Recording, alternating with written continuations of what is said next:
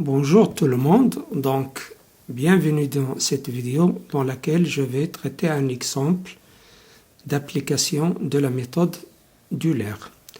Alors, d'une façon générale, si on a une équation différentielle de la forme dv g sur dt est égal à a moins b fois vg, alors la méthode d'Euler consiste à trouver la vitesse v de projet ou bien de mobile à des dates différentes.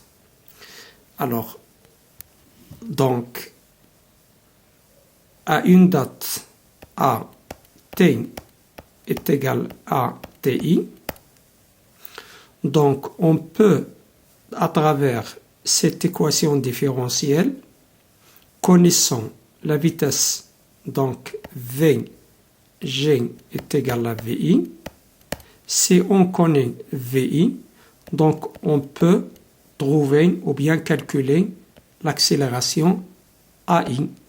ai, ce n'est que dvi sur dt, qui est égal, d'après l'équation différentielle, à a moins b fois vi. Et puisqu'on connaît vi, donc on peut trouver, ou bien on peut calculer l'accélération à la date ti. Maintenant, comment on peut trouver la vitesse suivante? Ça veut dire à t est égal, à la date suivante, à t est égal à ti plus 1, qui est égal à ti plus delta t. Delta t ici, c'est ce qu'on appelle le pas. Alors, donc, à une date ti plus 1, ça veut dire la date suivante. Donc, il suffit d'utiliser l'accélération ai.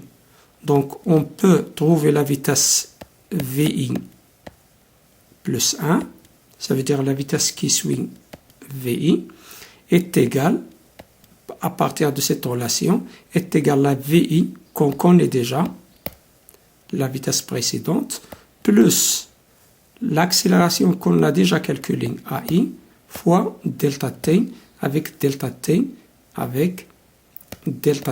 ce n'est que la date ti plus 1 moins ti. Bien, donc, retenez bien ces deux relations. La première relation c'est l'équation différentielle à partir de laquelle on calcule l'accélération si on connaît la vitesse.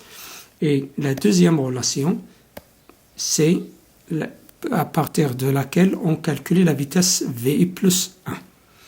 Alors, appliquons maintenant cette méthode à notre exemple. L'équation différentielle du mouvement s'écrit sous la forme dv sur dt égale à 9,26 moins 18,52 Vg.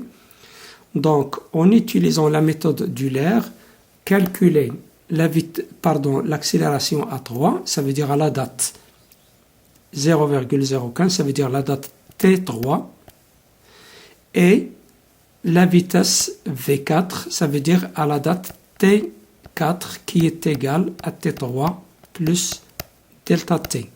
Et d'après le tableau, on peut bien sûr en déduire le pas de delta t, ce n'est que 0,020 moins 0,015 ou bien 0,025 moins 0,20. Donc delta t ici, ce n'est que 0,005 secondes. C'est la différence entre 0,020 et 0,015. Bien, alors, donc on a V3 égale à 0,126 mètres par seconde. Donc, en utilisant l'équation différentielle, on peut trouver A3. Donc, A3, ce n'est que dv sur dt, bien sûr, dvg sur dt, qui est égal à 9,26 moins 18,52 V3. Et V3, on connaît V3, donc, qui est égal à 9,26 moins 18,52 fois 0,126. Donc, tout calcul fait, on trouve donc la vitesse, bien l'accélération A3 est égale à 6,93 mètres par seconde au carré. Donc, on a calculé A3. Donc, maintenant, passons à V4. V4, on va utiliser la deuxième relation. Donc, on a utilisé la première pour calculer A3. Donc, à T est égal à T4. Donc, on utilise la relation V4 est égal à V3 qu'on connaît déjà, c'est 0,126, plus A3 qu'on a déjà calculé, fois delta T. Ça veut dire 0,126 plus A3, c'est 6,93 fois delta T, 0,005. Donc, tout calcul fait, on trouve donc V4 est égal à 0,161 mètres par seconde. Donc, j'espère que tout est clair dans cette vidéo. Donc, au revoir et à la prochaine vidéo, Inch'Allah.